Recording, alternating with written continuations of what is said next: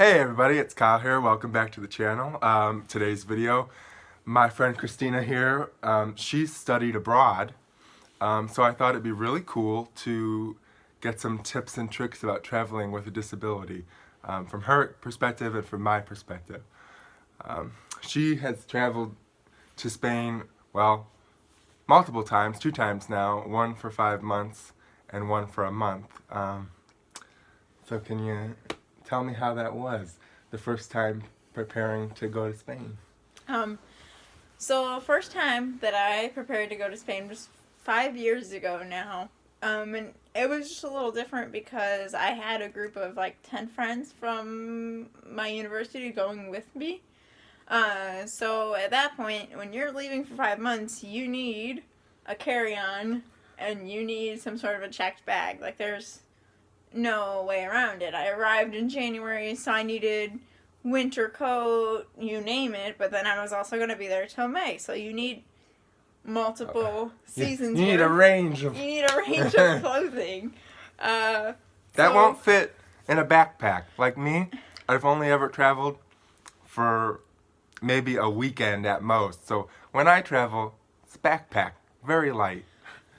Which is funny because that's kind of what I tried to do this summer. I said, okay, I'm going for a master's program, but I'm only going to be there for a month. And it's going to be summer, so I'm not going to need that many clothes. I'll just take a carry-on and a backpack, right? Seems like a good idea. Yeah. Only it wasn't a good idea because carry-ons, I'm thinking, okay, it's going to be with me the whole time. It's not going to get lost, right? Well, you have to have it with you the whole time, which means that you have to drag it with you onto the plane, off the plane, through security. Not a good idea when I use a cane in one hand and have a suitcase in the other hand, plus my personal item that was on my back. I mean, I felt like I was carrying around, 50 pounds worth of stuff. Okay. So I can only imagine. Yeah. I forgot to mention, Tina here also has CP just like me, so she also uses arm crutches and wears leg braces. So I can only imagine traveling through an international airport, trying to lug luggage. Oh, and there were escalators. That was the half of it. Oh boy. And everyone else walked faster than I did. Also, side story, I forgot to check the box that I needed help this last trip. So I didn't have somebody waiting for me with a wheelchair. So yeah, disabled people out there, you're traveling, like, don't be afraid to ask for help because it's these people's job to help you, and you should do it because, like, okay, you're awesome enough, like, going to another country to travel, you don't need to wear yourself out before you get there. So ask for help, please. Because, well, even for me, traveling to visit a friend in Georgia, when we had a layover in Atlanta, and just the Atlanta airport was huge. If I hadn't had someone with a wheelchair to push me to my gate, I think I probably would have missed the flight, because it was on the complete other side of the airport. So, and I only had the flight ended up being delayed, so we had plenty of time, but at the time, I thought I gotta get going, like, so I thought I was gonna be late. And if it wasn't, I wish I knew his name. Like, he pushed me. Had to be over a mile. Well, it felt like a mile. Like, it was complete other side of the airport. And there's people going, sideways, like, everywhere. And he had to, like, excuse me. And I don't think I would have made it. So, tip, ask for help. I know you did TSA PreCheck. TSA PreCheck, yes. TSA. So there's different places you can go get it done, and it's basically like, best way I can describe it is fancy fingerprinting. So they ask you all these questions, and basically what it's going to do is it's gonna allow you to keep most of your clothing on, let's put it that way, and you don't have to take off your shoes.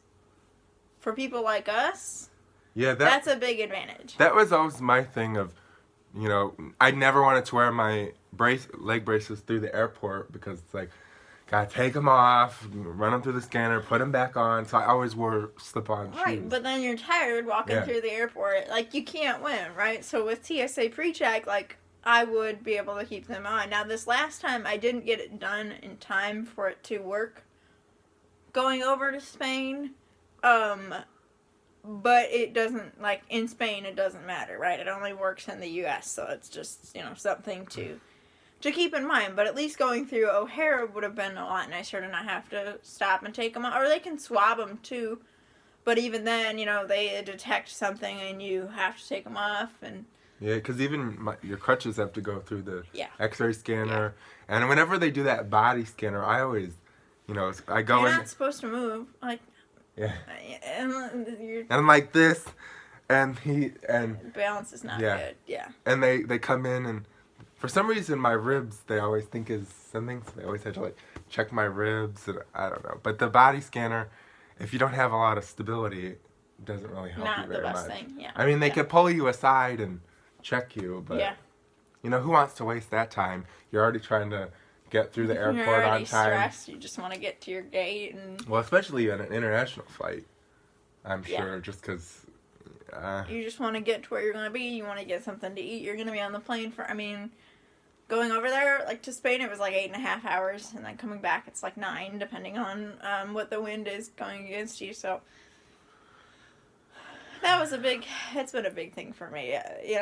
With any kind of traveling, there's a fear of like the first time, like I was almost like sick. I was so worried because like I never done it before.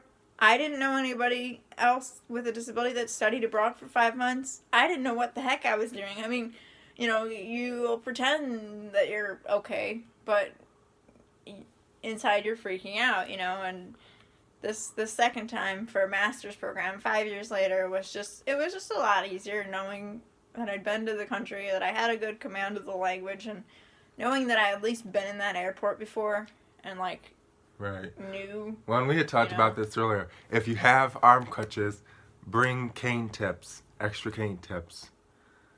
Even just like domestic flying, international flying, bring cane tips to wherever you are. Because I had to go to the pharmacy in Spain to get cane tips. This month that I was there, I mean, cobblestone streets, guys, like, if you've got a crutch that's relatively old, that's already got some, wear and tear, the cheap rubber ones that you get from the drugstore here, like, they're not necessarily going to cut it. And, I couldn't just go to one pharmacy and get a cane tip. I would have had to go to 3, actually, if the guy hadn't called. The nice pharmacist at one of the pharmacies there called 3 different ones until they found a place that had them. And he pulled out a map of the city that he just happened to have and, like, gave me directions. So I was able to go and find it. And not only were they generally cheaper than in the U.S., but they have a metal washer in the bottom of their crutches. So, crutches are metal, wearing against rubber, eventually you're going to wear through. Well, if you're wearing through on metal, metal on washer is going to take a little bit more time to wear down. So, extra cane tips. I would also say, I mean, I've never done it internationally for 5 months, but make sure if you wear AFO leg braces that they're in good shape before you go. Because mine were destroyed by the end of this summer. And I've just recently got casted for new ones. I mean, the padding is pretty shot. They're like 2 to 3 years old. But I also walked 5 miles a day on average for this entire month that I was abroad. So it was more wear and tear than I would walk, say, on a daily basis during the school year when I'm teaching. It was just a whole nother level. So how would you say was it easy to ask for accommodations while you were over in Spain, like getting a wheelchair, or not so much? I mean, like ADA doesn't exist in Spain, right? So I generally have found that people are respectful to us there and will like try to help, but like their streets are mostly, not that they're all cobblestone, but I mean cobblestone streets, number one, not the best. Curbs are higher. Some buildings just aren't accessible, and you don't go there if you're not able to physically do the stairs or whatever it is that's there. So, and even a lot of these national monuments, like when I was in Granada, which is where I studied abroad, they have this huge palace there called the Alhambra, and there was a girl on another tour that was in a wheelchair, and every time there was stairs, she had to be carried up and down, and it has to be frustrating because here in the United States there are so many places where you wouldn't have to rely on somebody else, and you do what you gotta do. And that's part of the reason why I was kind of so against using a wheelchair. They told me that on a trip I could take one, and I was like, but how? I mean, that's is it going to be more work? Is it going to be more work than it's worth? And I didn't know. Pushing on cobblestone streets can't be the easiest thing either. And no, it's bumpy. No. So I didn't know. I mean, maybe they have heavy duty wheelchairs around there that can handle that. I don't know, what the general, thing is. So I just never personally did. I mean, if I had to, I would. And even this last time I was in Spain, my friend's like, there's a clinic here. I bet they would let you rent one. But depending on where we were going, again, we went to Toledo, which was the old capital of Spain, has some very narrow streets, very huge hills. I asked one of the master's program directors about, renting a wheelchair or what she thought we could do, and she's like, well, honestly, it might be harder with a wheelchair than without because of the streets being so narrow and so steep. And she's like, we could make it work, but, it's just something you're going to have to think about. Now, for some of our other trips, for example, for the Prado Museum, that's inside, and so I didn't rent a wheelchair there because we weren't really there for that long. But, there's places that you can. There's also just places where it's not the most convenient. So, tip. Do your research before you want to go anywhere. That way you at least know, hey, there are wheelchairs available. Is there something I can physically do? Right. And you might not know if it's something you can physically do, until you get there. Until you get there, because 5 months, I mean, every day I was physically exerting a lot more effort than I normally would at home. And I remember my host mom telling me, okay, just, let me know if you need help. She has 4 kids. So she's like, I've seen it all. Don't feel embarrassed. I'll help you with whatever. Just let me know if there's anything, that's out of the ordinary or, something's going on, and, we'll figure it out. And I was like, thanks. But also, that's a new normal. When you travel like that, you've never been abroad before, and all of a sudden you're walking a half mile to class every day, and you're going on all these trips, and, how do you know what's normal? You don't. And so my other tip would be to stay in contact with a therapist or something while you're over there. I mean, I luckily haven't really had any problems, but, you just need somebody to be able to reach out to, because your body is going to be put under so much more stress. You're going to be giving so much more effort than you normally would.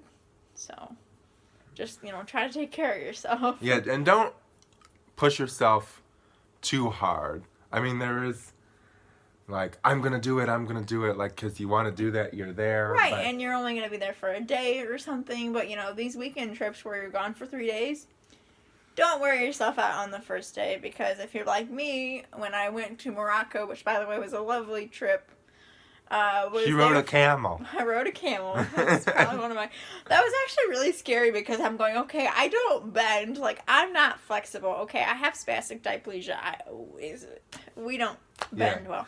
How am I going to get on this Push camel? me up there. So literally, our tour guide, which, by the way, he was really awesome. He just threw me up there, and then when you go to get down off these camels, they kneel. They literally have to, lean forward and go to their knees for you to be able to get off. So I was freaked out about that. They're like, hang on with your legs. And I'm like, I can't. I don't have leg muscle.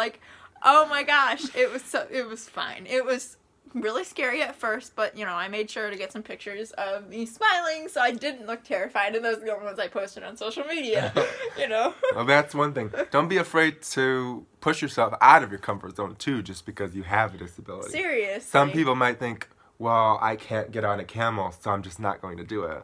Well, she had a hard time. They found a way. Right. And now she could say she rode a camel. You know? You never know. there were a lot of times that I doubted studying abroad because nobody else had gone to the study abroad office and, you know, talked about being disabled. It's not typical. Right, it's not typical. So, you know, you have this fear of, like, okay, can it actually be done? Because I don't have anybody else. Yeah, you don't have anyone to go off of. Like, you've done it. As a role model, yeah. you know? You've Like, as done it, so like, to give you advice. But also, I had friends from my university who'd been to Grenada, who'd been to the city, and, you know, knew something about that. So that was just helpful in general to have somebody that's been there. I mean, I have this poor friend that went the semester before I did, and my mom and I took her out to Avanti's to eat. My mom just drilled the poor girl with questions, but like, can Christina do But this? you can't blame my mom for having questions. Like, you know, like, I have my limitations, and I think we both just wanted to make sure that it was something that I was going to be able to do to the best of my abilities without... Because you don't want to just jump in... Without your research Yeah, first. and then be like, oh my God. Like, I'm way in over my head what am here. I doing? Yeah, I mean, you want to go in with a sense of, I can physically do this. Yeah. Well, like, and it's not like there weren't days where I thought, oh dear gosh, what did I get myself into? But that's kind of life for us sometimes. Yeah. You just have to take the risks as they come and roll with it. And, I mean, honestly, I don't regret going to Spain one bit, because that first trip to Spain for 5 months, I lived with, like, the most amazing host mom ever, and, you know, I had a wonderful experience with the study abroad office there that worked with ISU. They're called CEA Granada. They were just, like, super accommodating, and, you know, like, I didn't know that all of that was going to be there for me, you know, when I was going, or not that it wasn't going to be there, but I didn't know that it was going to work out so well, and I'm just thankful to them because they opened the door to show me that, like, I could, and that if I, like, needed a car ride somewhere on a trip, like, they were going to work something out. There was a lot of times where they put me in a taxi, but they made it possible, and they showed me that I shouldn't be afraid to go back. So ever since I left 5 years ago, I've been looking for an excuse to go back. And, well, actually, it's been 4 years now. This next January will be 5. But I went back for round 1 of my master's this past summer, and I'll be going back again this coming summer. So, like, you know, don't let it stop you guys being disabled, because you can do a lot more than you might think you can do, and, you know. So a good tip would be adaptive when you go over there. You know, you're going to have to try and be as flexible as you can. Literally. Well, literally and figuratively. You know, and don't be afraid to ask questions and ask for help. Yeah, because you just never know what's going to happen, but you gotta stay positive and make the most of it, because you don't know. You know, you might be waiting 4 years like I did to go back, and you might wait 10 years to go back, so. Yeah, you never know what life's going to throw at you. But thank you for sharing your experiences. I hope you guys enjoyed this. You'll probably see her in a few more videos, I'm sure. And if we're wearing the same clothes, it's because the joys of filming multiple videos at once. Right. But, we got some more ideas. We've got ideas. But I really hope you enjoyed. If you enjoyed this video, please give it a thumbs up, share it on some sort of social media, comment down below if you traveled abroad, whether it be for school or just for, you know, enjoyment. Like, I just took a vacation to Paris. Because I know you went to Paris, so we might have to talk about that at another time. But please give this a like. I post videos every Tuesday, and I will see you next time.